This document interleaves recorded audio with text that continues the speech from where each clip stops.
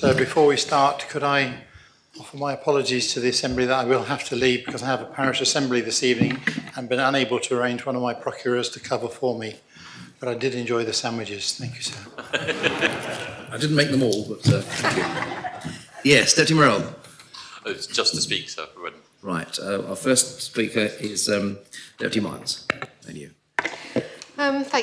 Thank you, sir. And I'm standing to speak as chair of the Corporate Services Panel, and members will know that we presented a review of the proposed budget, which reflects not only the current state of public finances, but also analyses the choices being made. So I'm going to talk about that.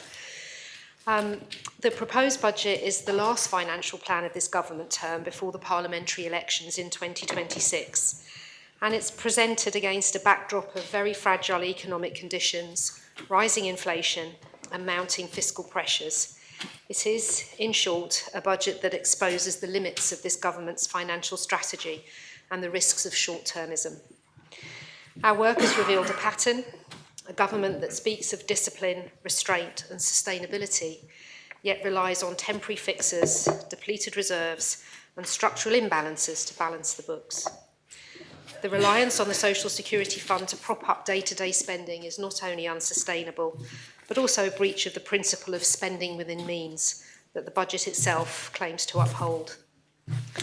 The economic outlook is deteriorating, operating deficits are projected from 2026, and our reserves remain well below the levels advised by the Fiscal Policy Panel.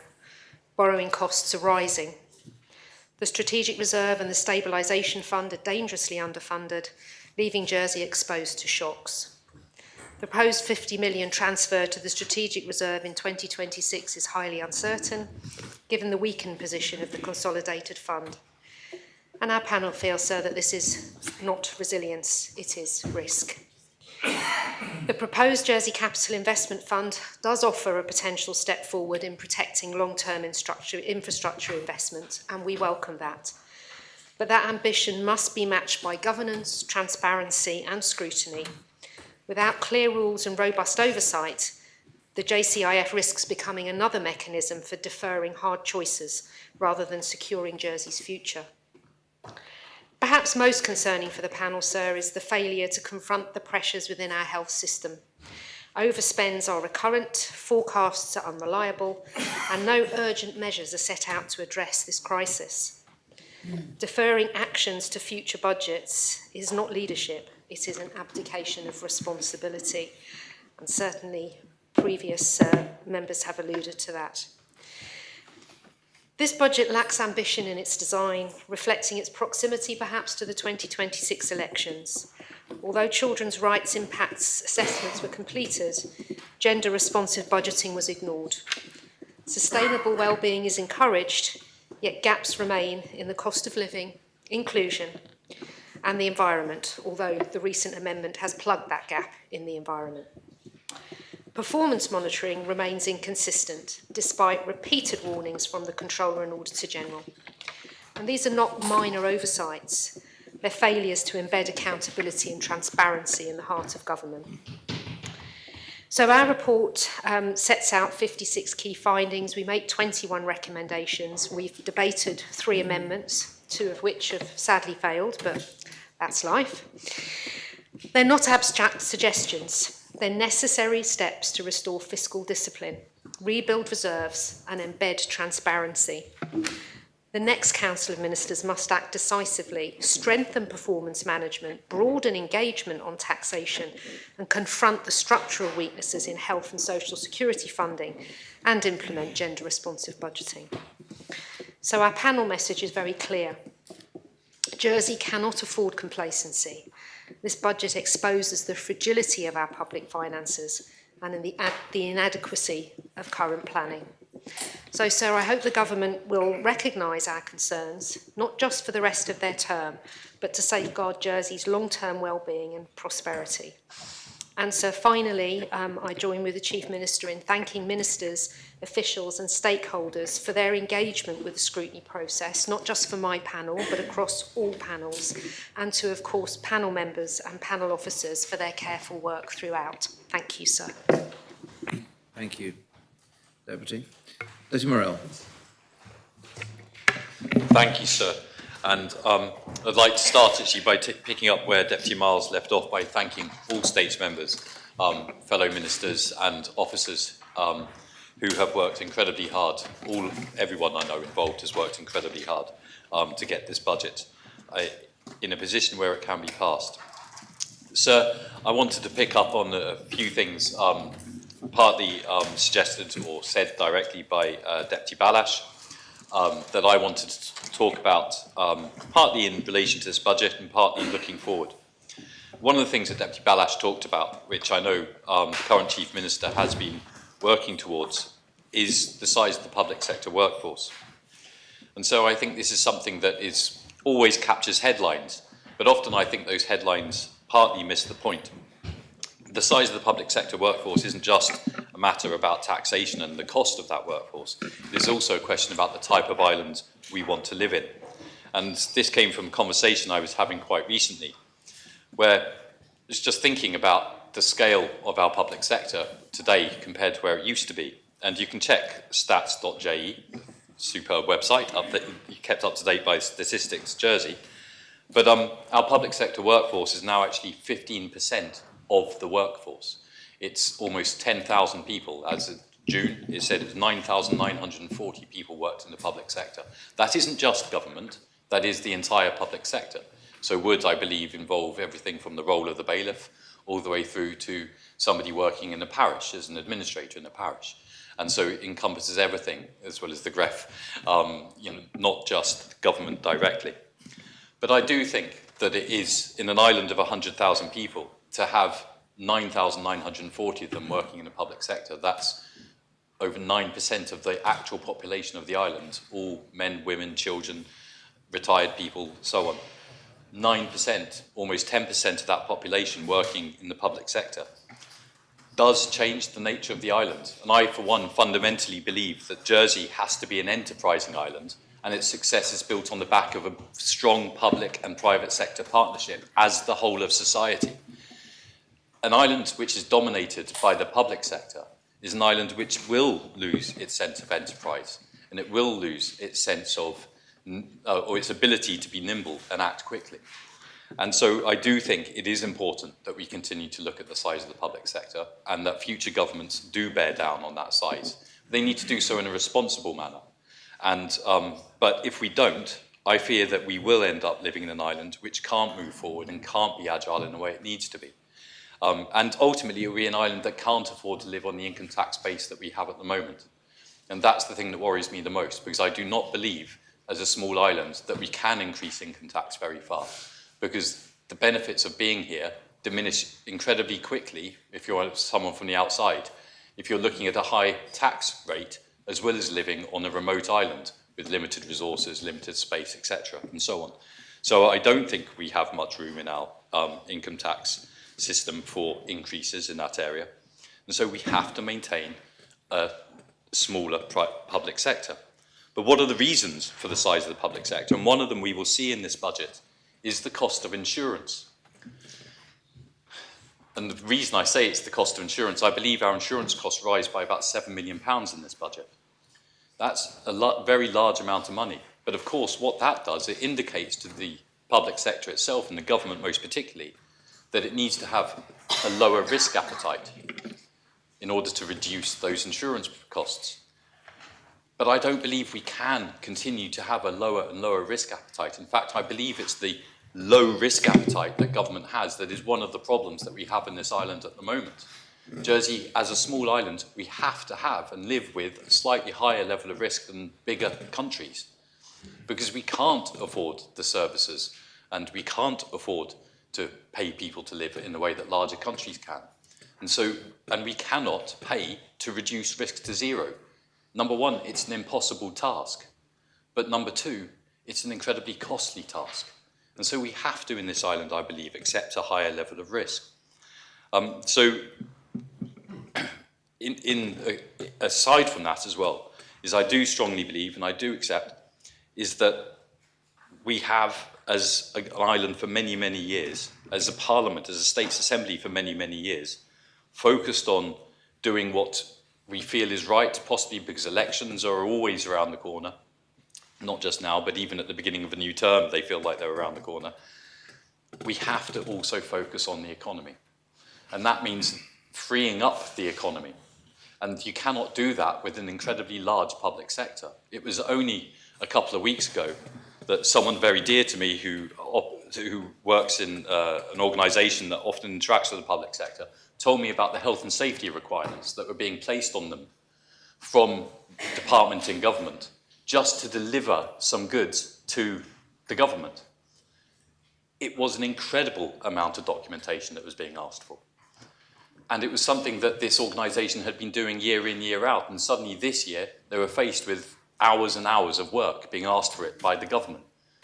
As it turned out, the work didn't get done because there was a refusal to do it. The delivery still took place. And the inspection that was threatened never happened. So it was a really good example of how government can just make life so much harder for organisations, private sector organisations in this island. That adds to cost. It is unnecessary cost. And if we are to bear down on spending in this island, we need to reduce that sense of procedure and process, which isn't always a human way to do things. And we need to, and by doing that, we will enable ourselves to accept a higher level of risk and therefore reduce some of the cost of running the public service. I just think that's a very, very important thing to look at. In future budgets, I do think we should all keep an eye on the insurance costs, because Jersey should not be held to, the size of our public service should not be partly determined by the cost of our insurance. It's not the right way to do things. So, sir, I wanted to highlight that we do need in future to look at the size of the public service. It is not sustainable, and we do need to move beyond what we have done in this past term, where we have had a recruitment freeze and tried to suppress the size of the public service in that respect. But I think we do need more determined action in this area, but it needs to be done in a responsible manner, because as a small island nation, we do need to have things like an external relations function. We do need to have things like an environment function. These cannot be gotten rid of because we only, some people are of the view that we should only do policing, health and education. Well, that's not correct. That's effectively diminishing Jersey to a local council size. And we have interests which do need to be guarded in Brussels. We do have interests that need to be fought for in London. And we have neighbours who we need to have very good relationships with in France and Brittany and Normandy. And so we cannot just get rid of these parts of our government. We need to maintain them, but we need to do so in a much more efficient manner than we do at the moment. And that means a more enterprising government, not one that expects to have everything gold-plated. So, sir, I think this budget speaks to the need to invest, particularly in health, and I do understand that. We need that investment. And it also is a response to the ageing population. But, sir, it leaves us and the next government with work to do. And this is part of the recovery from COVID, I believe. And by moving forward, I think this budget, unlike Deputy Moore's view, I think this budget gives us a platform from which we can now start to look at how we can optimise the size of the public service, optimise public spending, so that it is a much more efficient public service going forward, sir. And I think that is very much going to be the job for the next government. Thank you, sir. Thank you, Deputy. Deputy Brenneth. Thank you, sir. So I started my first speech on Monday with a reference to the movies. And I'd like to continue the theme. Members who head to the cinema to unwind after this week's debate will find they are full of sequels. Franchises trying to extend their lives with new material. In that vein, we've now had 2 episodes of the Farnham Budget franchise, or as I think of it, the States Wars series, in which case episode 1 would have to be The Rise of Reform. But in acknowledgement of the big winner in this year's budget, I'd switch franchises, if I may, and call this budget the Binet supremacy. However, given the buck passing in this year's budget, delaying the day of reckoning until after the next election, we may have to wait for the next budget and a new government for the sequel we probably all want to see, which is A New Hope. So before I get to the substantive issues, I do want to respond belatedly to some points raised by the Treasury Minister. It was several days ago now, but the Treasury bemoaned the lack of constructive opposition, I think in particular in relation to my speeches. She drew an unfavourable comparison with the budget speech from the leader of the opposition in the UK. And that stings, let me tell you. Because she said the leader of the opposition at least comes forward with alternative proposals, which I think is news to me, and I suspect also news to most of her own MPs.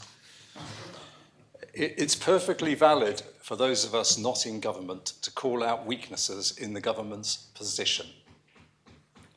We do not have an army of civil servants working for us. We do not get to construct an alternative budget. We get a small chance to make some amendments to the government's plans. And the numbers are stacked in the government's favour. They only need, I think it's 5 members of the non-executive to support them, and they are home and dry. I would also say it's perfectly legitimate to call out the Treasury Minister's response in a public meeting when she came under pressure to justify the government's spend now, pay later budget, when she said, "This is not my budget," and then tried to explain her comment by saying she was trying to explain how our budget process was different to the UK, which makes it seem as if the meeting was a seminar about Jersey's constitution. But it wasn't. It was a gathering where she'd come under fire. And rather than offer a full-throated defence of the budget, her initial instinct was to highlight that it wasn't all her responsibility. That was revealing, and it is perfectly legitimate to call it out. And I suspect we'll hear some more of her distance from the current budget when we get to hear from senatorial candidate Miller. Complaining about members being too negative is perhaps disproportionate in these circumstances. It is our job to hold the government to account. But as an aside, I'd say anyone who did listen to all my speeches, and I feel sorry for that, but there we go, through this debate would form a pretty clear impression of what I was for and what I was against.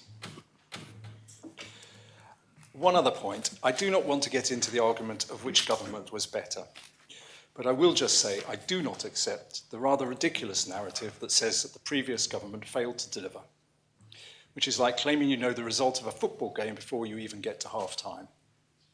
Since we effectively substituted the entire team before half-time, we'll never know what the final score would have been. I do not see before me a government that is some lean, mean delivery machine, the like of which we have never seen before. Rather, I hear a lot of ministers telling us how they've had to shelve work, they don't have resources, they want to have a review first, and so on.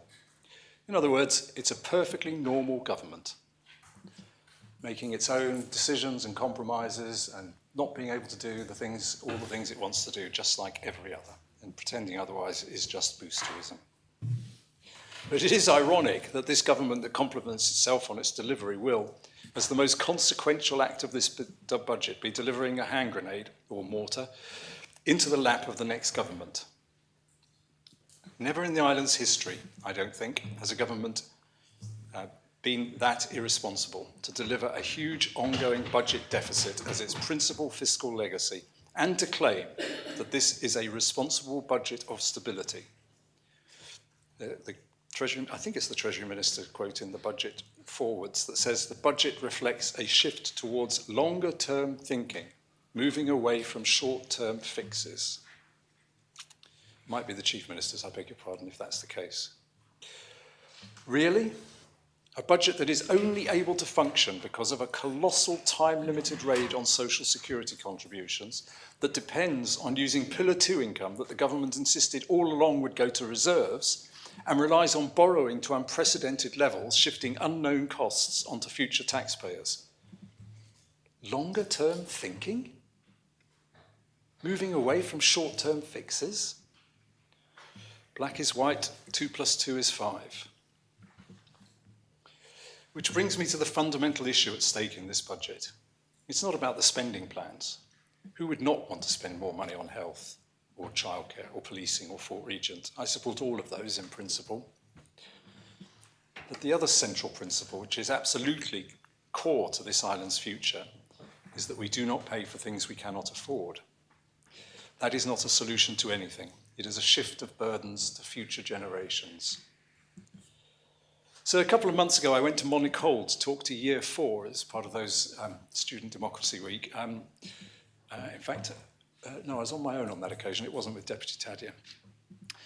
That's 8-year-olds, I think, and I thought it was a bit young to be talking to politics, but actually, as is so often the case, the minds of children turned out to be rather astute.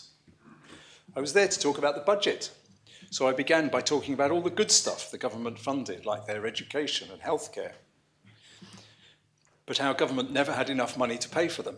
A hand shot up, and someone asked me, where does money come from? I went for a simple answer and replied that governments made money. Well, why doesn't Jersey's government just make more money? Someone else asked. And straight away you can see that the 8-year-old had me. Because Jersey's government doesn't make its own money. It's only big countries that make their own money. In Jersey we get it from taxes, I told them, and people aren't that keen on paying tax to the government. And the next question, and I think Reform will like this one, why don't people like giving money to the government? Well, because they like to keep it for themselves, I replied. But then came a question from left field. Where does the tooth fairy get her money?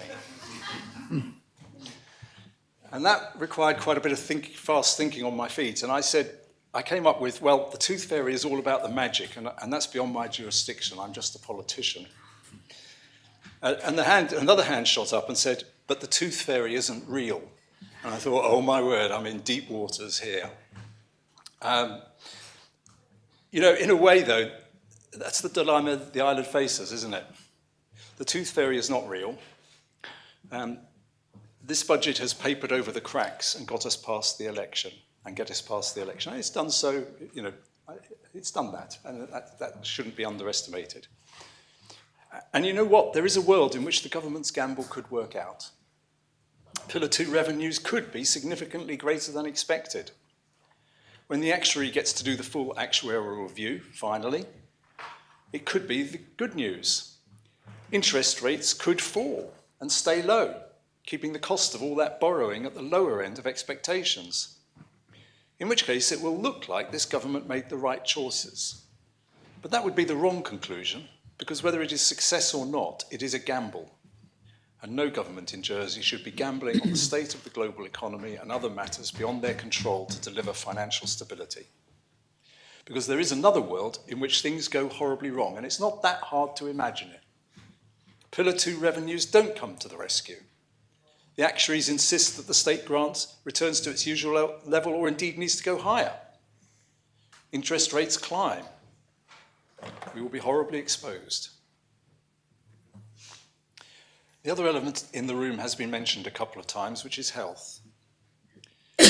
We're hosing money at health.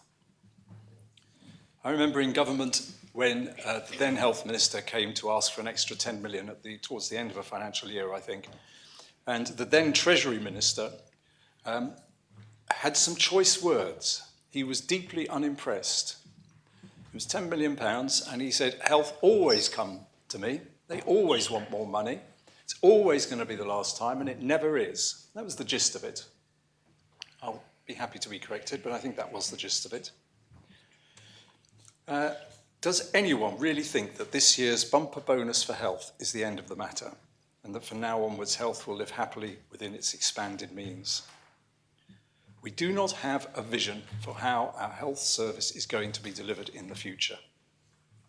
We have piecemeal bits, to be sure, a digital strategy, health prevention. These are good, and on their own terms, they are good pieces of work. But they are two of the three pillars that every advanced economy is trying to use to get a grip on health spending. The third of those pillars has not just been kicked away, it's been smashed to pieces. It is to build up care in the community, centralise and shrink the health estate. Instead, we are heading in exactly the opposite direction, doubling the size of the health estate, and I wouldn't be surprised if the health minister has even bigger plans. Of course, an expanded health estate is something that can be sold as great news. So would a hospital in every parish. But we are supposed to be living within our means. We are supposed to be living in straitened times. And I ask, where was the ministerial challenge to the health minister over those kind of questions? My understanding is that the turnaround officer in charge of finance has left. I hear that he apparently offered to stay in a strategic finance role, but it was refused. We don't have a health strategy, we have a bundle of mini strategies. All of which sounds negative, and I'm sorry about that. I do want to try and counter it. I think there has been some good work, and I would include health in that. I think the health minister has done many good things. My argument is about the overall vision and strategy. I think longer-term thinking about infrastructure is good, and subject to the detail, that is something I hope we'll be able to support.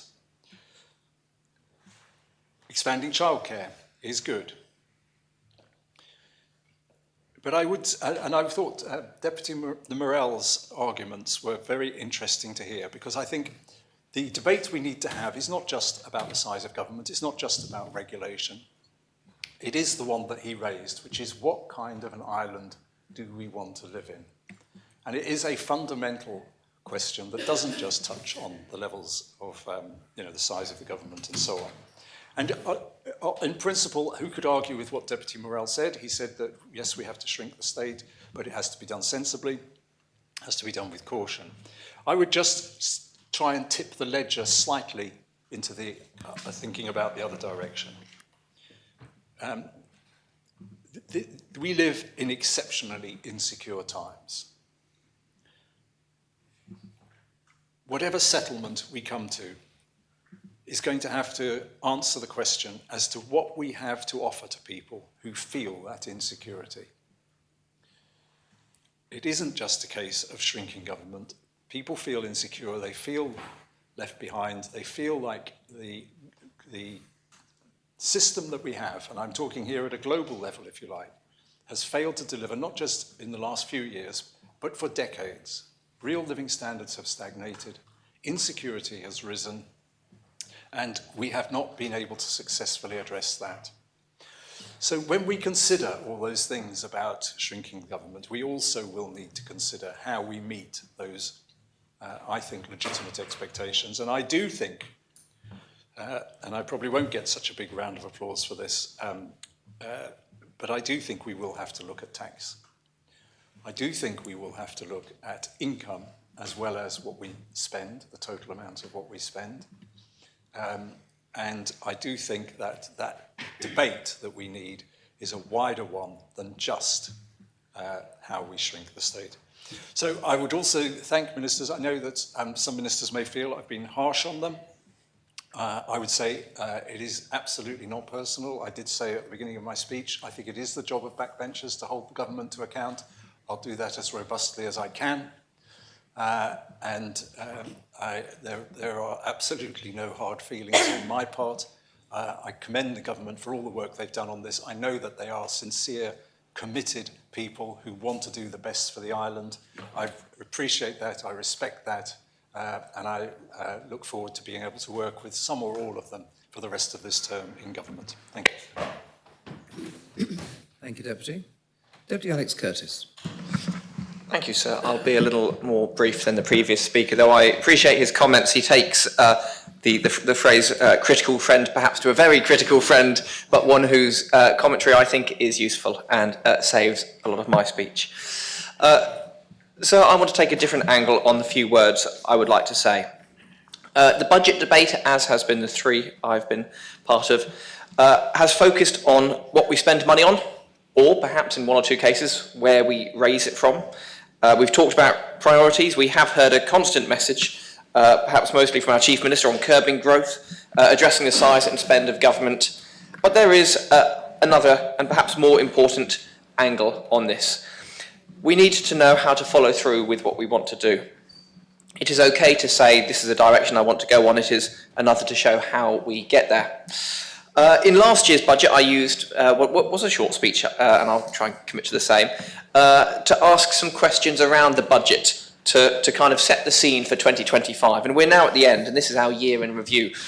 And in it, I highlighted a range of questions. And I did start, though, looking at some forecasts about the debates we had. And one was about Fort Regent.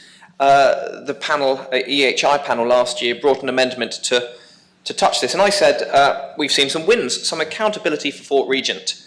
But ultimately, I want to look at this a little differently, and as always, look forward with optimism, although with genuine sadness, it feels like naive optimism, although members can change that. And one part of the naive optimism there was we would get some accountability.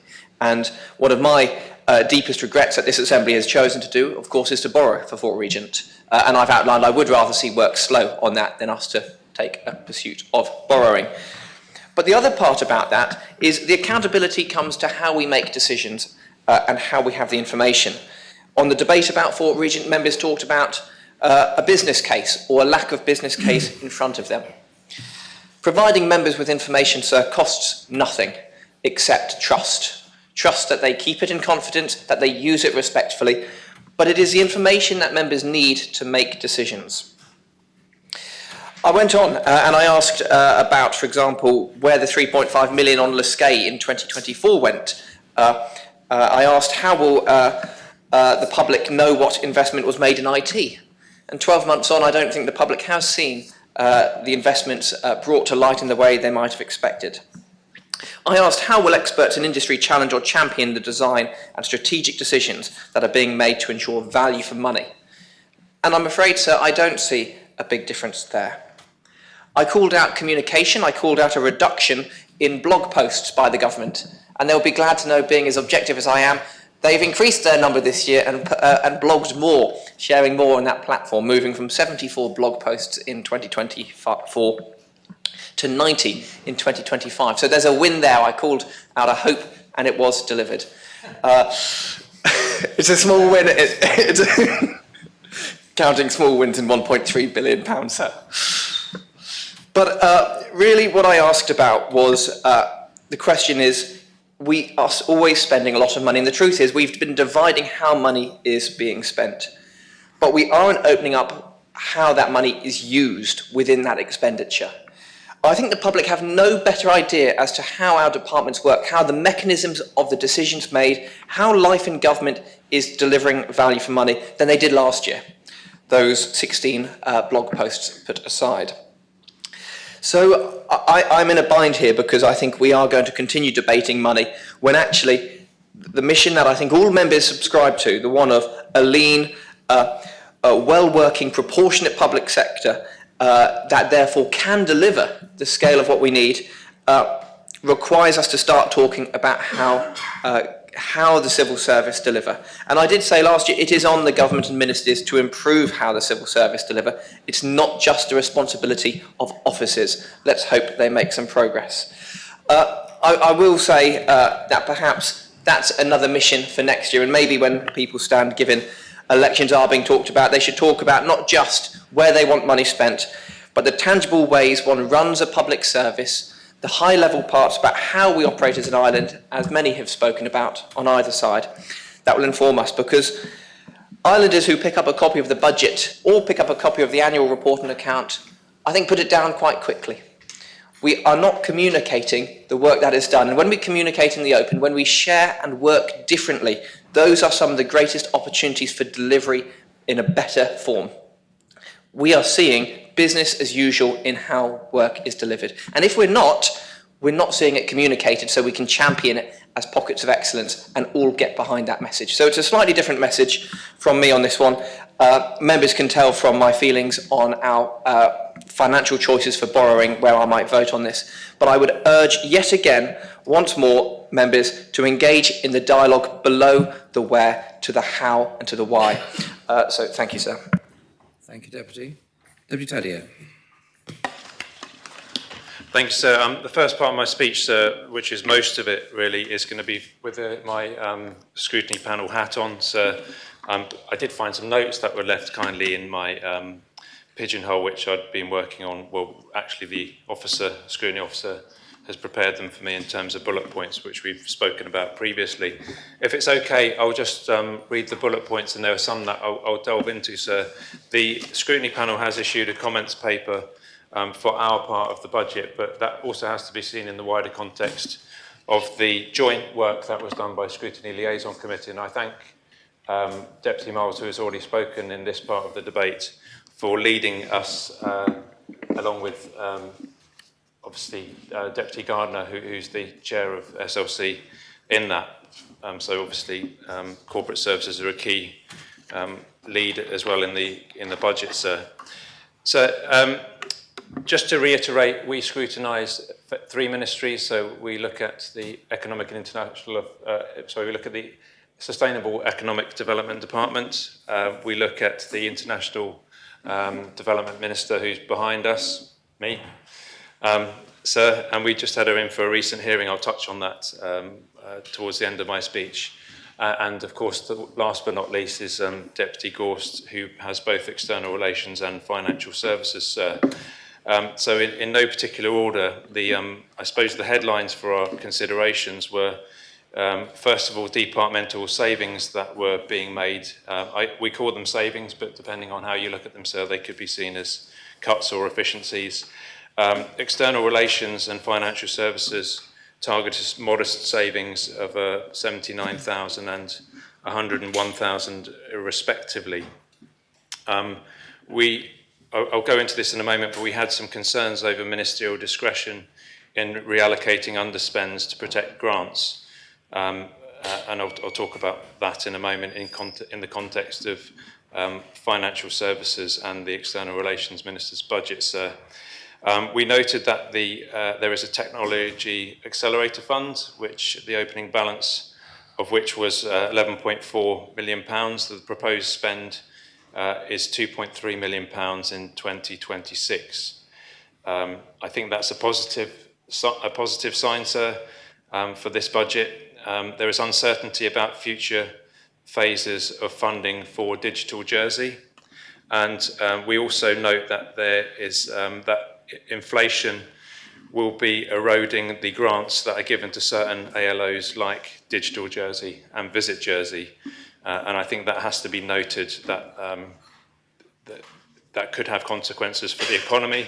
That is something which we did raise with the Minister for Economy, saying that actually, is this the right time to be scaling back effectively the investments that we are putting into 2 of the bodies which are supposed to be economic drivers for our economy. Digital, I think we felt we felt is vital both for Jersey's current economy and into the future. And if the levels of investment are not right in these could be actually short-term savings, which have a longer-term detrimental effect to the economy. So we also noticed that the lack of inflation adjustments and the 1-year funding cycles could hinder long-term planning. The panel would urge consideration of a return to 3-year government plan cycles, or at least to give consideration to that, and for longer-term grant funds for ALOs. I'll perhaps focus on that now. This is particularly relevant, and we've heard it time and time again, both this year and in previous years, that organisations such as the Arts Centre and Jersey Opera House, which do need long lead-in periods for their programming. So you can imagine in this industry where you're having to book people, often not months in advance, but sometimes years in advance, or certainly a year or 2 years in advance. It's important that they can plan ahead, and it's not just the fact that we have yearly cycles for those grants, but actually, certainly the last time I checked, there were quarterly government's updates, and grants were issued in tranches, either quarterly or at best every half a year. And there is, I think, something could be done if we're talking about reducing government bureaucracy, where we have long-established partnerships with such organisations, and they're trusted to deliver because they know exactly what they're doing. I think there's definitely efficiencies that can be given there so that they can plan more sustainably in the long term without in any way reducing the relevant governance that goes around those organisations. that's something tangible which we think could make a difference to them and ultimately support the cultural sector in Jersey. There is, of course, the Better Business Support Package, so we've heard lots of positive things about that. I think, objectively speaking, this is it appears to be one of the great successes, both of this minister and of this government, that there's been strong take-up for the Better Business Support Package. We understand and we've seen the evidence that actually take-up is very strong, and it's leading businesses not just to put in match funding, but actually to over-invest in terms of what government expected that they might do. And that really shows when government is willing to put its hand in its pocket to stimulate the economy, businesses will often do the same if they know that they've got that matched funding, sir. So I think that is a success story. We've also noticed, however, that there's been a low take-up for the skills grant uptake, and this is no doubt something which Deputy Curtis and her sub-panel we will work on and give it further consideration, sir. I'm almost at the end of this bit, sir. Deputy Renouf mentioned Pillar 2 receipts. We also know that the first receipts are expected to come through in 2026. We understand that there's a cautious base case of £50 million for this. That is in many ways, I think, money that shouldn't be entirely counted on, because I think there are lots of variables in terms of that, but £50 million is what has been suggested to us, and we understand that those funds will be earmarked for hospital borrowing and competitiveness work. The panel supports the cautious approach that government has taken, certainly in regard of this figure, given the global uncertainty. And last but not least, because she often gets forgotten, I do have to commend the work that Jersey Overseas Aid has been doing in the background under the stewardship of the Minister for International Development. She's been very resolute, if not always absolutely vocal, but I know she fights very vociferously in the background and firmly to maintain her own formula, which is different to the arts formula, but I think it has its merits of 0.3 of GVA. Of course, GVA can go up and down, so it's relative to the performance in the economy, but that equates to roughly about £22 million that is given in government support for vital projects around the globe, and we know that often does involve Jersey volunteers going overseas. And I've certainly been able to attend at least one of the presentations in the last couple of years at Jersey Arts Centre, where they outline some of the great work that's going on in some African countries, where they've, empowering women to manage their own finances through mini loans, micro loans, and it's really having a positive impact, along with the Jersey cow, of course, which is being used to great effect. So yeah, lots of positive stories there. So the overall theme then is that government transparency, there does need to be greater oversight for grant reallocations. And whilst I remember, sir, the concern that we had specifically from the Minister for External Relations is, and I'll quote from one of our hearings, is that the Minister for External Relations says that the grant to Jersey Finance in 2025 was £5.8 million. There was quite a substantial reduction this year compared to 24. As you know, they have managed within that envelope, and one of the things that I was keen, however, to do was ensure that if we had any underspends, which we had at the end of 2024, to make sure that they had broadly the same budget in 2025, even though they had made the savings. So what the Minister's effectively saying there, and in fact I asked him, is there a risk that we are treating financial services, indeed Jersey Finance, differently to other ALOs who may not have such a guaranteed source of income from such underspends? So the point I'm making there is it's entirely within the gift of the External Relations Minister to find underspends within his budget that he did in 2024, which he may do in 2025. And he's saying if he has underspends in his budget, he will prioritise them going to Jersey Finance. But he said that he thinks that each minister is allocated their budget and they decide how they're going to allocate their budget. For me, promotional work, which we outsource to Jersey Finance and its wider economy, is critically important. So there are two questions that arise from this, really. The first question is, if it was of such critical importance that Jersey Finance has the correct level of funding, why would we ask the Minister to rely on underspends, which he would then give to Jersey Finance at the end of the year?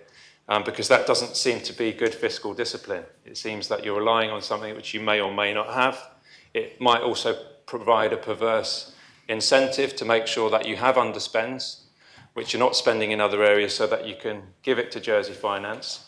But it could be any other ALO. And what is then the position in other departments that we scrutinise or that other panels scrutinise? Does that mean, for example, that any underspends in the economy department, first of all, how would those underspends arise in the first place, given the fact that we're supposed to have quite a tight budget year? There shouldn't be too much fat in this budget. We've already seen the late amendment, which is necessary to cater for the police and the environment spend.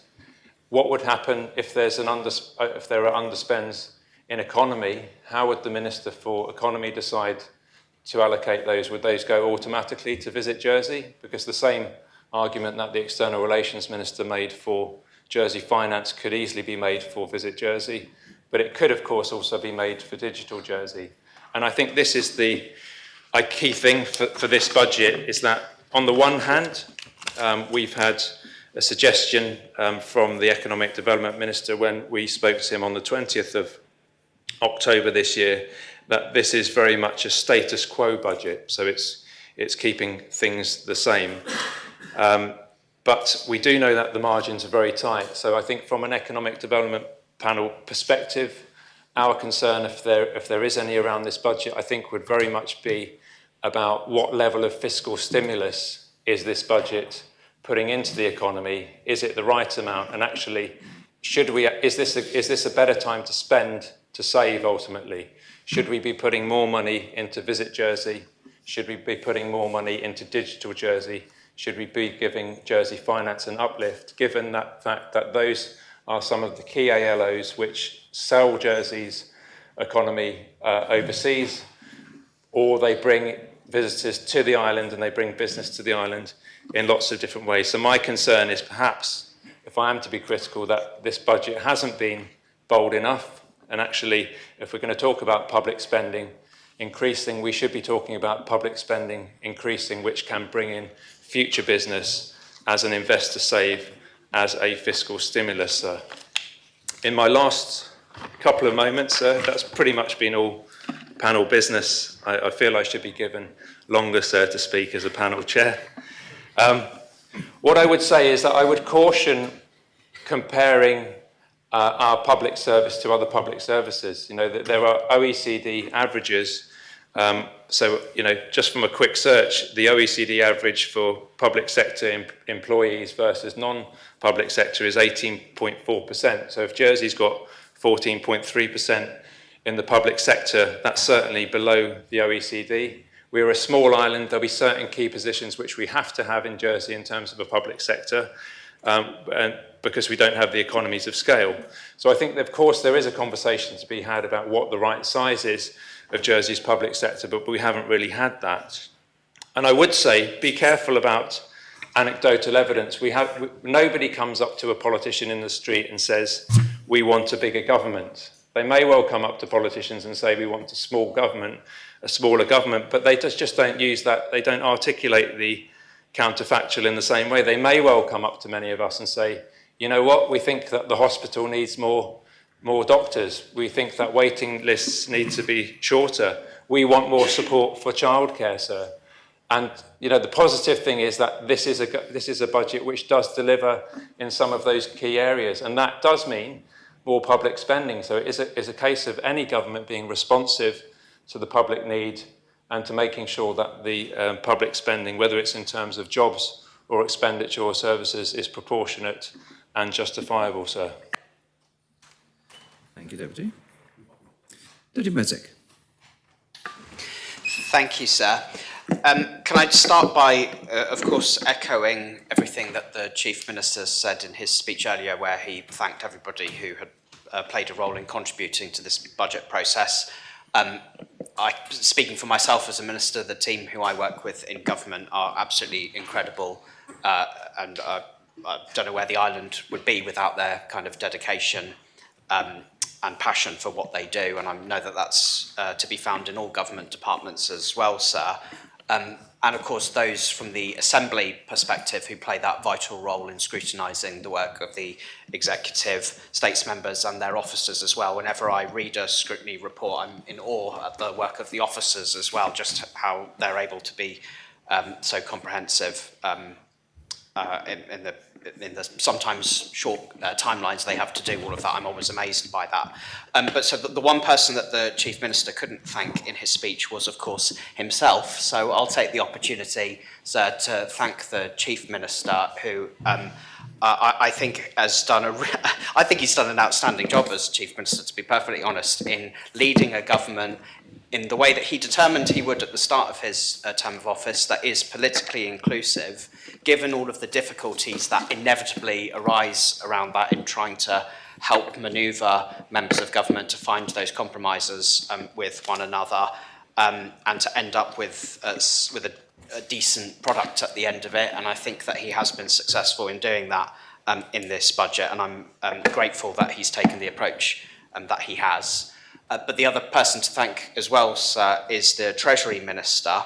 The Treasury Minister leading in this debate and in some of the discourse leading up to it has of course had a very difficult job, and I've been impressed at how she's conducted herself too, including in that infamous budget debate where she had quite a lot pit against her in that, but didn't falter for one moment in it. I will say I did think it was slightly unfair for a previous speaker to suggest that in that environment it had been the minister's first instinct to say that that the budget wasn't all her responsibility. And I was in the room when that happened, and that's not quite what happened. It was actually in response to, I think, a question or comments from other panellists who had not quite got the budget process right, and she was correcting them, and she was right to have done that. But what has struck me in all of the debates and discourse leading up to this budget, and in particular the debate that took place at the Pomdor Hotel, is that there isn't anybody who thinks all of this is perfect. Everybody has got something to say about not just the budget, but government spending and the model of government we have in Jersey in general, and everyone, no matter what side of politics you are on, agrees that Jersey is facing big challenges and that there are problems in some of the ways that we deliver government in the island. And the other thing that struck me in the debates leading up to this one was, whilst there was generally broad consensus about a lot of those things, about unsustainable public spending, about wasteful public spending and that kind of thing, there wasn't often clear proposals for what actually to do about that. And that is the real test of our political system.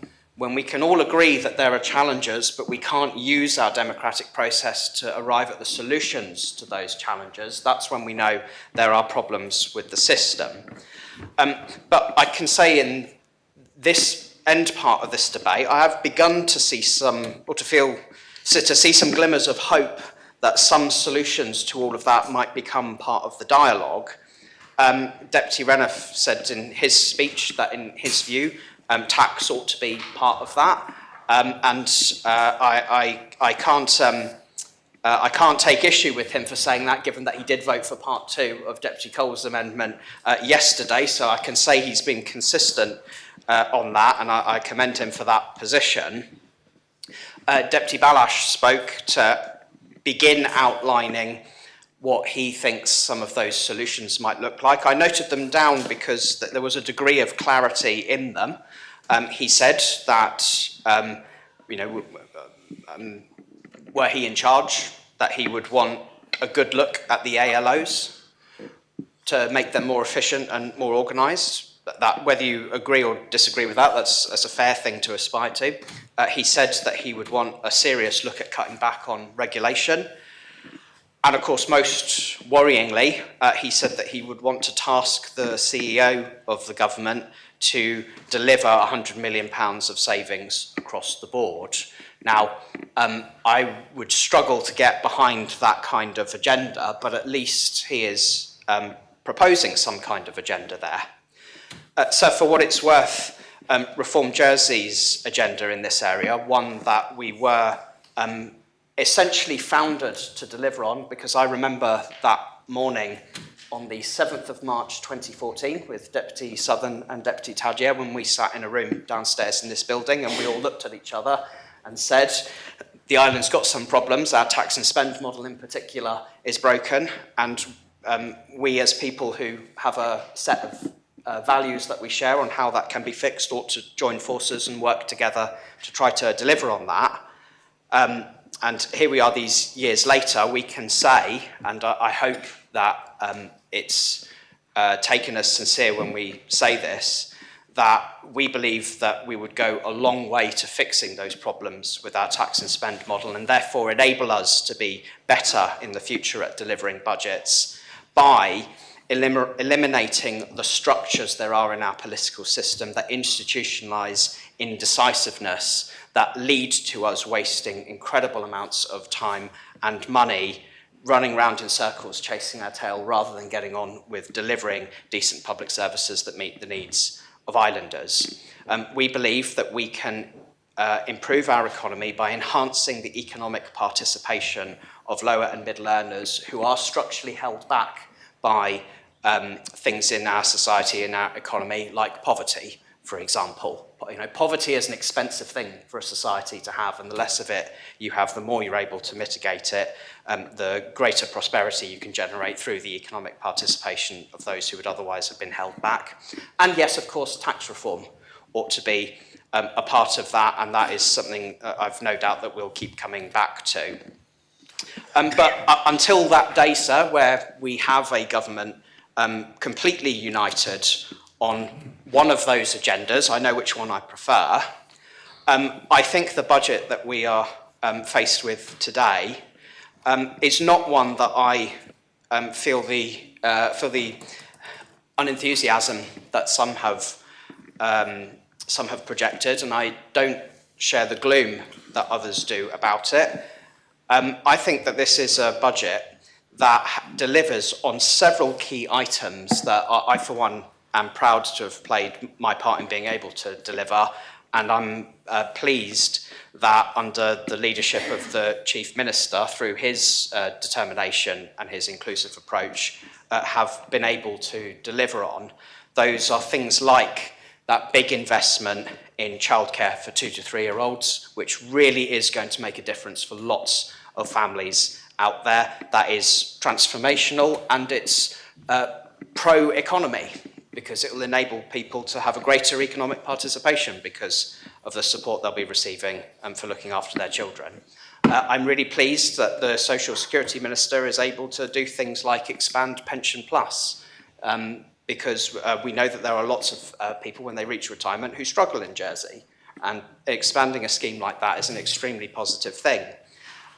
Deputy Coles managed to, without even needing to debate it, got his right-sizing amendment through, which means eventually we will get to having a stamp duty incentive for those looking to move into smaller homes, freeing up those family homes for growing families, which in turn helps us protect our environment and get better use of what we've already got. Deputy Tadjer, of course, has been a long-standing supporter of funding for arts, heritage and culture, and his contribution in this debate has helped provide greater clarity on that, and I congratulate him for being able to do that. Other members who I'm proud to stand alongside have had key victories in this budget as well. Deputy Catherine Curtis, of course, through her scrutiny work, secured more funding for the police and clarity on a language strategy for Gerier in schools as well. Again, a very important thing to safeguard that for future generations. And so for members who gave it a good go on key policies like scrapping the unjustifiable and economically harmful caps on social security contributions and long-term care. I commend Deputy Coles for his work in attempting that. I commend Deputy Porre for helping shine a light on the concerns that some have about the creeping in of health charges in the in A&E. I obviously recognise the work of the scrutiny panel in helping deliver that as well, and of course commend Deputy Kovac for bringing back onto the agenda the development levy, and though her amendment wasn't successful, I'm sure that's something we'll come back to in the future. So our political system doesn't enable us to choose governments that deliver on those big ticket items, and therefore I don't accept the criticisms that have been made by some of the budget for not delivering on those, because I'm afraid that's just the system that we've got. But within that framework and within the coalition that the Chief Minister has put together, we have a budget that I'm confident makes enough strides on enough areas that will improve life for islanders. And ultimately, that's what this job is all about. And I'm pleased to have played whatever part I could in it. And we are getting, I think, actually dangerously close to the point where, through my political career, I'll have voted in favour of more budgets than I've voted against. But I'm very pleased to vote in favour of this one, sir. Thank you, Deputy. Deputy Stevenson. Thank you, sir. And Deputy Tadia's speech before just reminded me of when he was talking about underspends. Actually, I remember the days as a reporter, and I'm going to say 10, 15 years ago, when it was an annual tradition that you would get the press release through that had the list of usually fun and interesting things that the underspends were going to be spent on. And I think we're a long way from that now today, aren't we? And this week has really focused minds on that. I said earlier in the week, sir, that I intended to make some general comments when we came back to the main debate, and here I am. And forgive me that I will repeat slightly, but I think it's important to just focus where I'm coming from on this. Because what I wanted to say is that we are seeing a pattern of less information in government budgets and government plans, whatever we want to call them.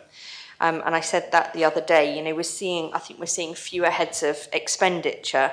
An example that we came across on corporate services was around the Public Services Ombudsman, which I know has been an ongoing issue, but we were then informed, but it's okay, the money's there, it's just in this pot here with a generic name.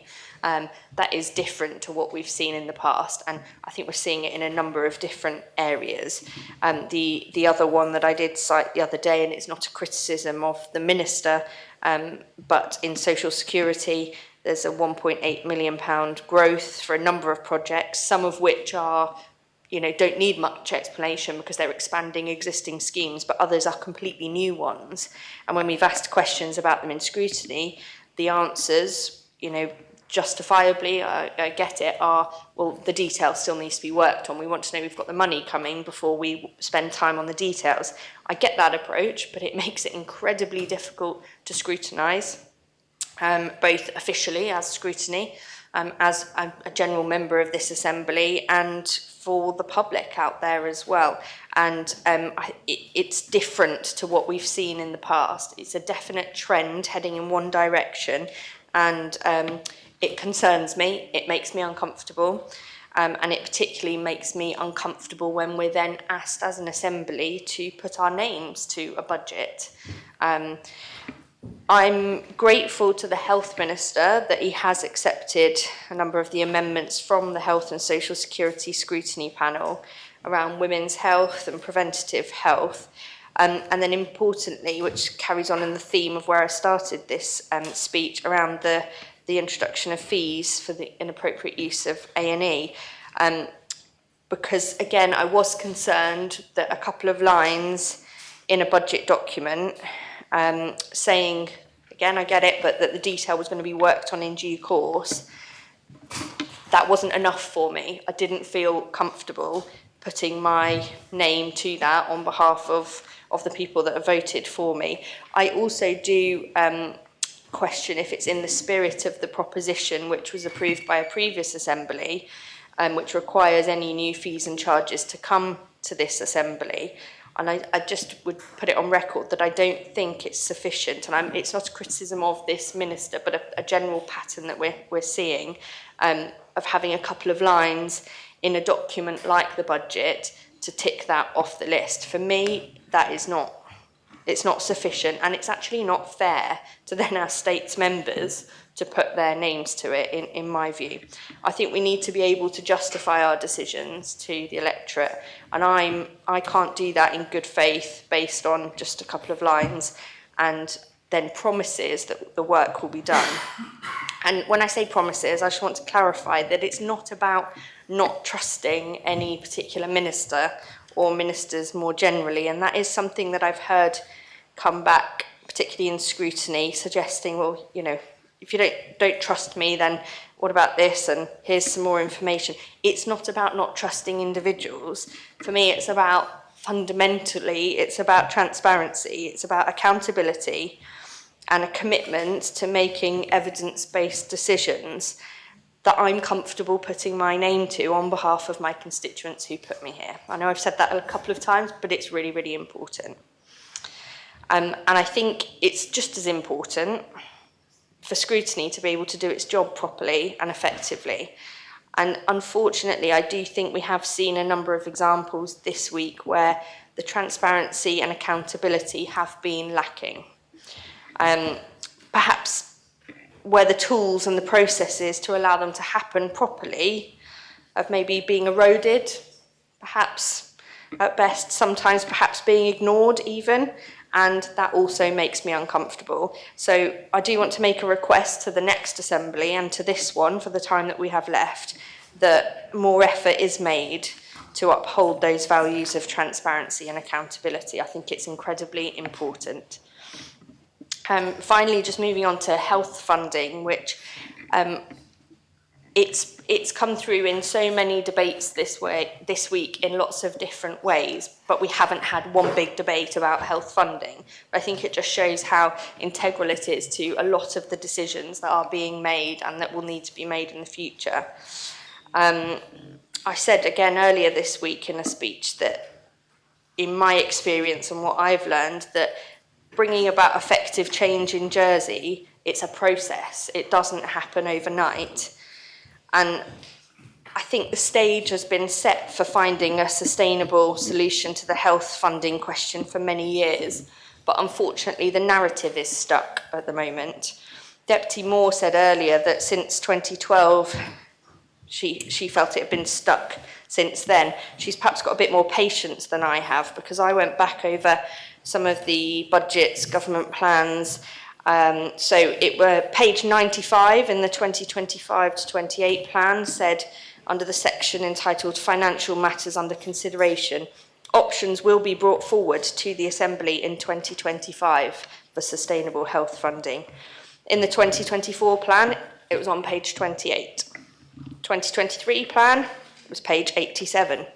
2022 plan, it was page 28. And I have to say I gave up then because, it's been going on a long time. They all say the same thing. Some of them I think have been copy and pasted, to be perfectly honest.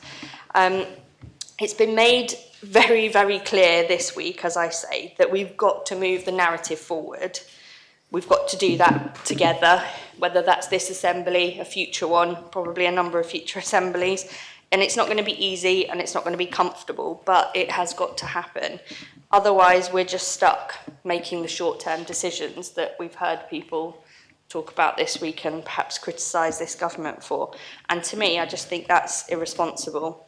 We've got to move forward with it. So I do find it difficult to put my name to a budget that leaves me with unanswered questions and where there are some answers that I don't find particularly satisfactory along the way. And I do find it frustrating as a backbencher in this circumstance that it's difficult to influence, not impossible. And I think looking back at some of the speeches of previous ones, certainly made by the now Chief Minister, I think I sense his frustration in those speeches of the past and probably echo it now. I would say in response to the now Chief Minister's speech earlier when he talked about the amendments, that had been brought and the growth that would have been seen if they'd all been approved, he neglected to mention the growth that his government was proposing in this government plan. And if we are truly talking about working in partnership and collaborative working and wanting backbenchers to put their names to a budget, then we have to embrace it from both sides. It works both ways. It's a very unique process that we have here in Jersey, with a government bringing a budget and backbenchers and scrutiny are able to work to try to amend it. It's a frustrating one, and if you'd have asked me earlier in the week, I might have said it was a pointless one, but perhaps I've slept since then and had a sandwich and feel slightly better about it. But I hope that gives some thoughts about why I may not be voting in favour of this budget. It doesn't mean I don't support some of what it contains, and really wish the government best of luck with lots of those things, but it hopefully just shines a light on some of what I'm thinking as we go ahead to press those buttons shortly. So thank you. Thank you, Deputy. Deputy Ward. Thank you, sir. I'm glad to follow Deputy Stevenson on some of those points, because I think the whole point around transparency and trust is a major deal for me. Even this evening, we're still waiting on an independent report on AFDIPAR, and we're going to be debating that tomorrow morning. And I'd love to know where that report's got to, because I don't think it's fair for us to be having debates half an hour before a report is dropped. So I'd like to see a bit more transparency, and there is a classic example of where it's seemingly wanting. And I think this is trust. This issue of trust and transparency is what our community cries out for. I think what has struck me so much over the last 12 months, and I'm going to talk, the budget is really complicated, and there's an awful lot of things which the rights and wrongs, and we can argue about those all day long, but decisions have to be made. But I think the thing which I'm really most concerned about is that we don't use our community enough and communicate well enough with our community, what I call the experts in the room, in terms of pulling their ideas together in some way, being a conduit into this assembly and using those ideas. We're going to have, Sir Philip Balash, Deputy Balash should say, is basically going to wants to do a hatchet job on government spending, £100 million. Can you imagine each individual, one of us, standing here and going, well, I think this should go, and I think that should go, and then just being beaten up in this assembly as somebody says, no, that's completely wrong. But this should be a community effort. This is a community effort of how do we shrink government? And I think we have to be more confident with the expertise of those on the ground. And I would like to see, and I'll give one tiny example here where we're seeing it. And this is in the Island of Longevity group and policy group, developing policies. This is a group of these are individuals coming together, trying to put policies together, which are really important to our community. And their frustration to a degree is how do they get their concepts, those ideas, back up into government and into government decision-making process. And I would like us to work a lot harder on working out how we do that. It's the same in education. We have situations where we have a huge number of issues around special needs in education. And one of the questions is why don't we have more parents involved? Why are we not using parents more to inform decisions in education? I just don't see this. And then there are things fixed in stone. The ALOs, we've already had a mention of the ALOs. But there are lots of ALOs which are 10, 15 years ago. They've been set up to do a certain job and do things. And as we've seen through PAC, we're starting to find out, actually, are they still fit for purpose? And we should be making more serious decisions and really crunching those numbers in those areas and challenging that stuff doesn't stay the same and remodeling things. I would urge everybody to read a book which is called Donut Economics, and it's about actually concept of not leaving anybody behind. And I think it's that working within our means, making sure everybody's included. Whilst this is a really complex budget, and I will actually end up voting for the budget because I appreciate the challenges at all, even though I completely disagree with some of the fundamentals of it, but we have to start somewhere. But I just want to put those thoughts out there because I think we can do politics differently. And I think it's really important we do start to think about politics differently, and that is about using what I call the experts in the room, and that is the community. We've got to get our community back on board and engaged in all of this. Thank you. Thank you, Deputy. Does anyone else wish to speak on the budget? You've spoken, Chief Minister. You can't speak again. Well, I was just... Filibustering. That's all right, sir. Yes, that was slightly obvious. Deputy Scott. Thank you, sir. It has been really interesting listening to members' contributions on this budget. And quite a few of us haven't, this is our first term as States members, and I think in that time we have learned a lot on the way about how things are done, and we still may have views about how they ought to be done. Certainly, one thing we might be able to agree on is that we are not all aligned on everything. Deputy Stevenson was saying how she could feel uncomfortable with being associated with a budget that didn't do certain things that were priorities for her. And I believe that one of the positions often that one ends up in politics is something like that. It's a position of compromise, and yes, there can be many frustrations. It can be frustrating being a backbencher, it can be frustrating being an assistant minister too. And that generally there seems to be a lot of effort to take incremental steps in a certain political direction, and you never have that certainty that that direction will be continued. That is the joy of politics. I'm grateful to a Chief Minister who has given me a voice at the Council of Ministers table as an Assistant Minister, if not always a vote. And I believe the role of Chief Minister isn't an easy one, and I believe that both the Chief Minister and Deputy Moore might agree on that. I think overall there is a real danger that we may be perceived not to have achieved what the public want, which is a change in the way that government itself is managed, its size, its cost.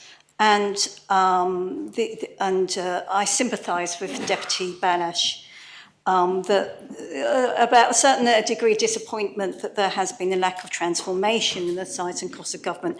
I put this down to my relative political naivety. He's been in politics a bit longer than me. I'm grateful to have had experience of organisations that have managed economic growth and finances successfully. And they do approach performance management and finances in a more sophisticated way than perhaps I've seen. And the way in which they invest in and manage their people differ too.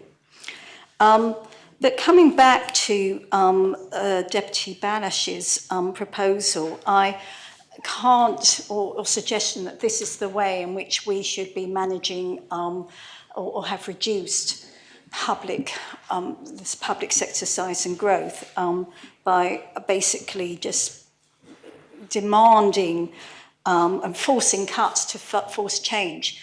That might work in some organisations, but they tend to be organisations that perhaps have got more developed sort of performance management frameworks. And, you know, again, I feel that the proposal was somewhat draconian. But and I note also that I thought that with Deputy Reynolds' comments about the children and, you know, about governments and how government doesn't make more money, he mentioned tax. It's interesting that the chair of the Economic and International Affairs panel mentioned economic growth and the way in which surpluses might or should be used in areas which could create more economic growth. I thought that was very interesting. There also was some discussion about ALOs and their own and how they might be kind of managed, and I still notice some irony that when I brought a proposition as a backbencher to reduce the growth bid of an ALO, I had the support of 3 other members of the chamber.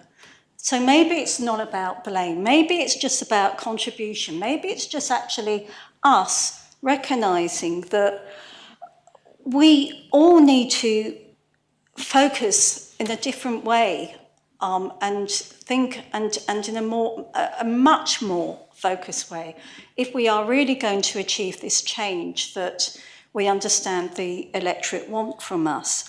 There is more work in the economy to be done on cutting red tape and encouraging investment, inward investment of I would say, the most productive nature.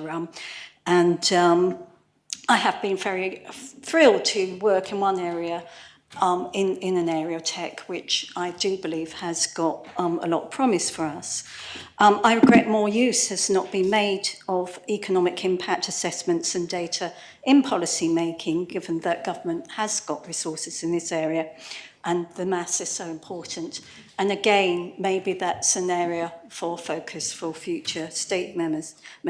We also need more conversation about things like the rural support scheme. I mean, we had this conversation about the subsidisation of medicinal cannabis. I think there is more conversation to be had there. And much of this is just about performance management and the way in which the public sector manages its performance, whether that's really happening in a way that really is being most productive, and indeed the way we organise ourselves as states members, how we work together or we don't.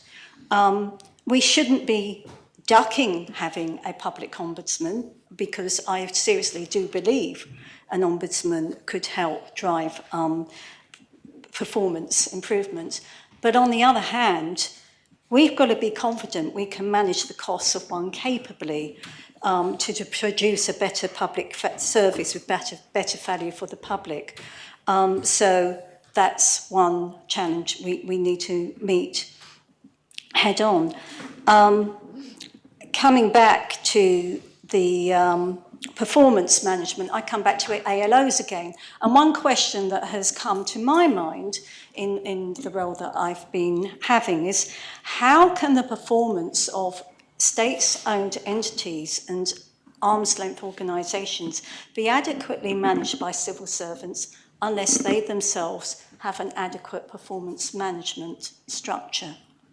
I think that there has been some really good work by the Public Accounts Committee on this subject, but when it came to certain things in the area of performance management, there has, in my mind, and indeed even in implementing recommendations of the Controller and Auditor General, I do fear that there's been a tick box attitude, mentality without actually really thinking about the substantive things that need to be done. So I hope that states members, right sizing has been raised a few times in this debate. I hope that states members in the future will work together to think more about where we can get most value for money, how we can start by prioritising, by getting the basics right, and build from there. And on this basis, because I don't think this budget's perfect, but a few things in life are, I'm supporting the budget.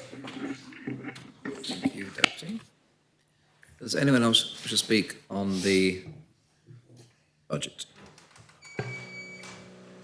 Deputy Gardner. Thank you, sir. I would like to join Deputy Mazak, Chief Minister, Deputy Tadia, to say thank you to the CREF staff that really supported us with the amendments and sitting with us at this hour.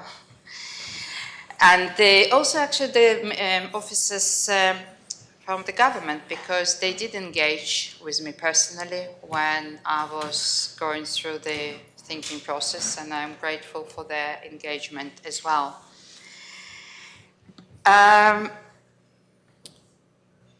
This budget presented as balanced, stable and responsible. Different people have different views, and there are areas that are very, very positive in this budget. But as Deputy Stevenson said, I think this is what's really pushed me. This budget saying a lot, trust us, we know what we are doing, without giving the details how this will be achieved. And when you look and pass the headlines, the truth is a bit different. The budget looks balanced, completely balanced, because everyone needs to balance the book. But this budget doesn't address any of the predicted problems that we're facing. We talked a lot about aging population, slowing economy, shrinking workforce, rising health pressure, and technological shift. I mean, we know that in 50% of the office and administrative work within the next 3-5 years will move on. It's very difficult for me, and it's always been difficult for me, to claim financial discipline while borrowing from tomorrow to pay for today, knowing this spending will not stop after 4 years. The spending will continue. People mention health, and it's interesting that health always coming. It's coming on the Public Accounts Committee all the time. What's really worrying me with health? That overspend are now the norm.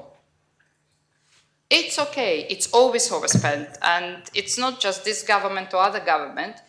It's always coming to the end of the year, and despite all reassurance, it's 30, 20, 40 million, 30 million probably upwards, 30 something more, and it always will be covered. In 2023, actually, I did see the draft of health strategy, and I also saw the drafts and various options for possible sustainable health funding, which were prepared by policy officers. They were extensive. They were from right to left, in the middle, all options were there. And this government said, we'll hit the ground and we'll be running. Yeah, it looks like at least around the health funding, sustainable funding, was running in the circles. But what we have in place is forecasting remain predictably unreliable, and once again, the most difficult decisions, what we needed to take about the future model of care and financial model for sustainable health care, push forward until the next election. I would really welcome if something would come to this assembly, as Deputy Stevenson suggested, and we will actually debate. We will have difficult decisions how our health will be funded going forward. I assume that when Deputy Baloch said, let's cut 100 million, I wish we can do it, and I probably agree with Deputy Mazak that we cannot go that way, but I wish that chief officers who overspent budget that was approved by this assembly will be held accountable. It's the basic. It's according to the public finance law. Don't overspend the budget that was allocated to your department to spend. And if you do have a problem, if you don't have enough money, you have two options. One option is to ask minister to sign letter of instructions. We didn't see letters of instructions. It means that we really normalize overspend. And the second, the ministers, when they knew that they were spending 50 million, come back to this assembly. We are overspending. These are the options for cuts, and let us as assembly to decide. But it's not happening. CEO, I think it's completely right to give CEO the mandate, and I'm looking at the Chief Minister, I know that he spoke already. As a Public Accounts Committee, we did ask the Chief Executive what is his vision for the ideal public sector. I don't know, it needs to be smaller, bigger, it needs to be different. I have my ideas, but the CEO needed to present the options. But CEO was very clear during the public hearing that I didn't have this mandate from this government. So maybe it's about time that this government does give the CEO a mandate to present options. Another thing that really bothered me, we all know there's the overspend in health always put on aging population across the world. But nobody actually speaking about the aging population, that I think that charity sector run by our aging population. Probably 80%, if not higher, of the charity sector are staffed by retired people. How much this aging population, what we call contribute, in free childcare and support to the parents, in supporting charities that deliver the services for free and without cost to the government. And I feel we really need to be careful and we need to see how we're working and embracing and supporting this aging population and not just presenting as a burden on our fiscal stability. I really believe that this government, even they adopted in the Common Strategic Policy by amendment to create a strategy how the Jersey is going forward this, based on our demographic situation, because it's not just aging, it's also lower birth. I didn't see the strategy, and this is what's difficult for me. This budget, for me, doesn't contain no stimulus to grow the strategy. We can cut, we can put the taxes, but how we grow in our economy.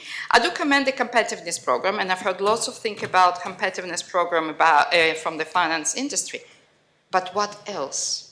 Because it's not just finance industry that we can continue to rely. We need to think how we are growing other parts of the wider economy.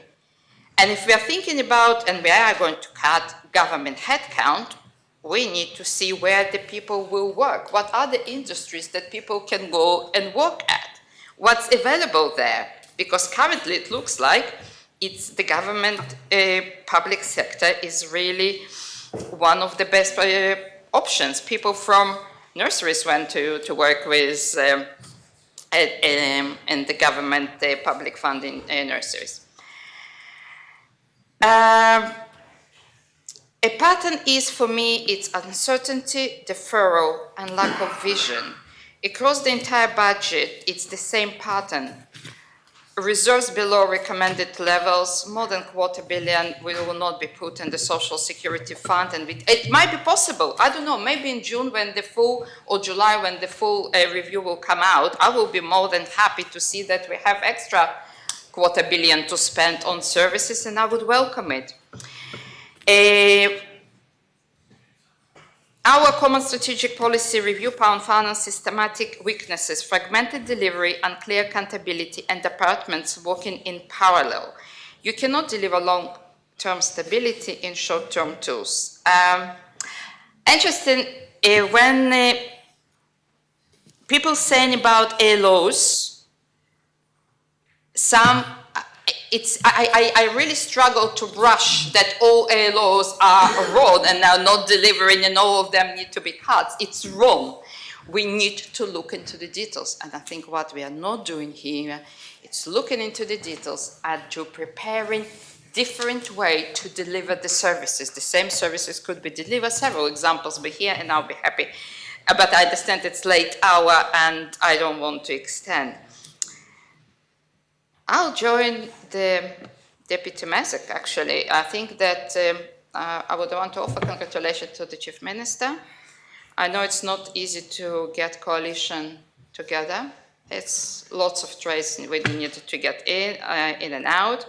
To be honest, when I saw today reform split on, and I think I would never imagine Deputy Mazek, Deputy Feltham, and Deputy Rob Ward not supporting funding to the Children Commission, and this is where I thought, oh my God, yeah, it's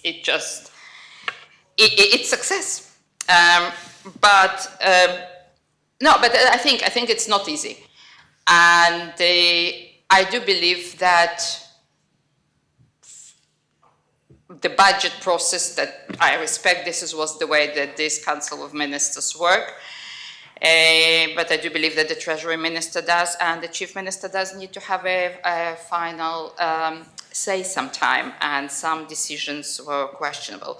I'm not saying this success comes with the cost to the public, including the decisions that this budget made to make sure the coalition works, weaken long-term funds and reduce our resilience. Holding coalition together, this should not come at the expense of Ireland's financial future. I'm not saying this budget is irresponsible. I'm not saying this is budget and irresponsible. What I'm saying, it's insufficient. Without real reform in health, digital readiness, planning, productivity and economic growth, Jersey risks entering a period of, not a crisis, but we are managing decline. And I think we are managing decline well, but I know that we deserve better, public deserve better. Thank you. Thank you, Deputy. Does anyone else want to speak on the budget? I call upon the Minister to reply. Minister. Thank you, sir. Sir, can I just point out that in Westminster, the Chancellor of the Exchequer gets to have a gin and tonic when she does her budget. And if anybody could rustle one up, I'd be very, very grateful. Sir, members will probably be pleased to hear that I'm not going to address everybody's comments, some of which were really matters of opinion and not always directly relating to the budget, although I will take this opportunity to correct one or two things that I don't think are entirely accurate. Firstly, Deputy Miles said that we are running operating deficits from 2026 in the budget. That's not true. There is an operating deficit in 26, but we are in surplus from 27. I'd also just like to correct something that she said earlier today in the context of the discussion about the Children's Commissioner. I believe she said that we do not have advocacy services for children. We actually have two organisations providing advocacy services, one for children in care, one for children in need. The Assembly recently passed regulations about advocacy, and the Minister for Children and Families has published a code of practice on advocacy for children. I'm not sure if it was Deputy Stevenson or someone else commented that we had fewer heads of expenditure now than we used to. Having checked, in the Government Plan 2020, there were 10 heads of expenditure, and Government Plan 26, there are 20, now 21. So that's not quite the case.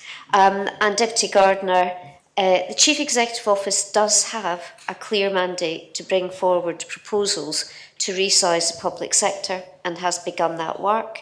That includes things like recruitment restrictions. Some of the work that's taken place at the States Members' workshops has informed the work that the Chief Executive will be taking forward. And members have now been invited to the third and final of those workshops in February, where we will be presenting certainly some initial recommendations as to how the public service can be resized. We estimate that without this work, we would have up to 380 more headcount in the last couple of years. So, sir, to return to my speech. As we draw this debate to a close, I would firstly like to thank all members for their careful consideration of this budget, not only during this debate, but throughout the process of reviewing, understanding and scrutinising the plan since it was lodged. This is the final budget of this government. It reflects the difficult decisions we have had to make and is a combination of hard work and a steadfast commitment to doing what is right for Islanders. It reflects choices that have not always been easy, but these choices have always been guided by one principle, which is to prioritise investment in what matters most: health, housing, children and infrastructure. These are the foundations of a fair and thriving society and are at the heart of this budget. From the outset, our approach has been clear: to deliver a balanced and responsible budget with a clear vision for the future. We said we would make choices that protect Islanders now while preparing for the challenges ahead, and that is exactly what this budget delivers. We have sought to manage growth carefully and responsibly, curbing and reversing it where necessary, but doing it in a planned way to make sure core services remain deliverable. We have not shied away from the reality that public sector growth must be controlled, and this budget sets out a credible path to achieve that without compromising the services that Islanders rely on and want. We all recognise, I think, that more needs to be done. And as I have said before, we all have to play our part in constraining spending. Again, this afternoon, Deputy Miles listed a number of entities that exist in Wales in the context of child protection. And I have to remind everybody that Wales, as a comparator, is a country of 5 million people, and we have 100,000. And it's for some of the reasons in our debate today. I know Deputy Scott is a passionate supporter of the Ombudsman. I'm equally passionate not supporter, and I will not vote for an Ombudsman or any other new commissioners, because it is just why we are spending more and more on structures that we simply cannot afford, and we have to get to grips with that. And we have to stop creating structures and bodies that we can no longer afford. That's my opinion. In the face of the economic pressures arising from slightly lower revenues and higher inflation, we have chosen not to follow the path taken elsewhere. We have acted to protect islanders from tax rises, because now more than ever, islanders and our local businesses need certainty. Through this week, we have examined this budget from every angle. We have debated its priorities, scrutinised its assumptions, and considered its implications. I want to acknowledge the constructive contributions made across this Assembly. While there have been differing views on particular details, it is clear that we do share common goals: to use public resources responsibly, to provide stability for our island, and to secure the long-term well-being of islanders. Through this democratic process, we have adopted a series of important amendments. The Government has responded to calls for increased support for families and has committed to exploring the expansion of free school meals. We are delivering extra funding for early years care. At the same time, we continue to invest in schools and children's well-being, including the ongoing provision for teaching Sharia, ensuring that Jersey's unique language is preserved and passed on to future generations. We have renewed our commitment to public health equity, focusing on long-term sustainability through a revised framework and ongoing work on the Women's Health Strategy. We are delivering new healthcare facilities as well as much-needed digital health improvements. The budget invests in Fort Regent, a long overdue project of which the first phase is now on track for completion by the end of 2028. It introduces, in principle, the Jersey Capital Investment Fund to ring-fence funds for long-term infrastructure projects such as water systems, roads and sea defences. These are tangible improvements to spaces that are important to islanders and ones they access day to day. In a clear demonstration of responsiveness and our commitment to protect essential services while not creating additional spending, we have adjusted original allocations this afternoon to strengthen funding for both the Environment Department and the police. These measures ensure that islanders continue to benefit from high-quality environmental protection and robust policing services. I hope members do feel that their contributions have shaped this budget meaningfully. Scrutiny chairs have highlighted elements of the reports in their speeches, and we will now consider those recommendations carefully. I also thank all officers in the Government, Scrutiny and the GREF for their professionalism and support during and prior to this debate, and in particular for processing and responding to many amendments to amendments and comments papers, including many submitted very late in the day, so I thank you for that. I would also like to thank the Council of Ministers for their work on the budget, both in its preparation and in the consideration and response to amendments. I would like to express my sincere gratitude to all officers who have worked extremely hard to develop this budget. I think it's fair to say that difficult conversations among ministers are very often supplemented by equally difficult conversations among our officers. Their efforts mean that we have presented a budget with immense amount of thought and consideration as to how we serve our island the best way we can. In particular, sir, I would like to thank my team in Treasury. So this has been, I think, in my experience, an exceptional year for Treasury. Apart from business as usual, which is itself very busy, they have brought together a very difficult budget in very challenging circumstances. For some considerable time, they have been working on a long-term capital plan, And that long-term capital plan will form the foundation of the Jersey Capital Investment Fund, and we will be bringing forward legislation on that fund in the new year. We're working on drafts at the moment. Aside from that, sir, and it may be overlooked, Treasury have also supported government in reviewing and monitoring what was a very large transaction, which we've kind of forgotten about, which was Jersey Telecom's acquisition with a strategic partner of Manx Telecom. That transaction took many, many months and had many twists and turns, as these transactions often do. And my team in Treasury spent a long time reviewing advice from numbers of advisors to recommend and support government in reviewing and approving that transaction. They've also spent a huge amount of time supporting and considering various options over the course of this year with Blue Islands Airways. I do think that has been a good result, but they worked exceptionally hard on that. Sir, they are a very competent team. I personally think they are worth every penny we pay them, including that pension contribution. Sir, I also thank you for your patience and clear and careful navigation of our proceedings this week.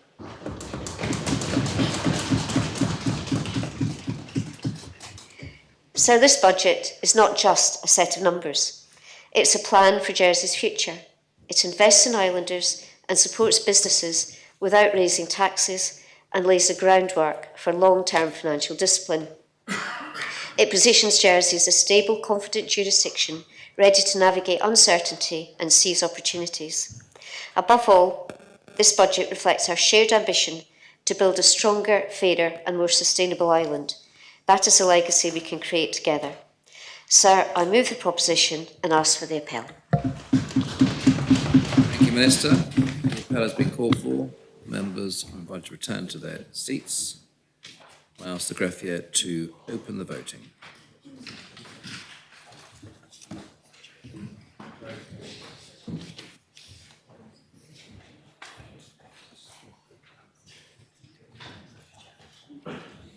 If all members have had the opportunity to cast their votes, I ask the greffier to close the voting.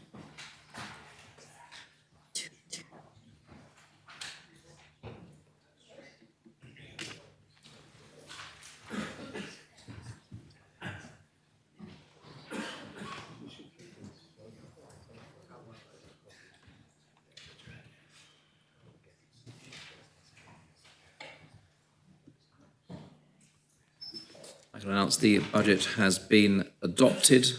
29 votes pour, 10 votes contra, and 1 abstention. Those voting contra first, the Conotub of St Clement and Deputies Ayer, Gardner, Moore, Miles, Renouf, Alex Curtis and Andrews, and online Deputies Wilson and Jearn. Those voting pour, the Conotubs of St Helier, St Brallard, St John, Grouville, St Mary, St Saviour, and Deputies Southern Labby, Tadier, Luce, Doublé, Lehegara, Rob Ward, Alves, Farnham, Mezek, Coles, Porre, War, Catherine Curtis, Feltham, Rose Binney, Miller, Howell, Tom Binney, Ferry, Barbara Ward, and online Deputies Kovac and Gorst, and Deputy Stevenson abstained. Members want to continue or adjourn? May I call for the adjournment, please, sir? Members content to adjourn?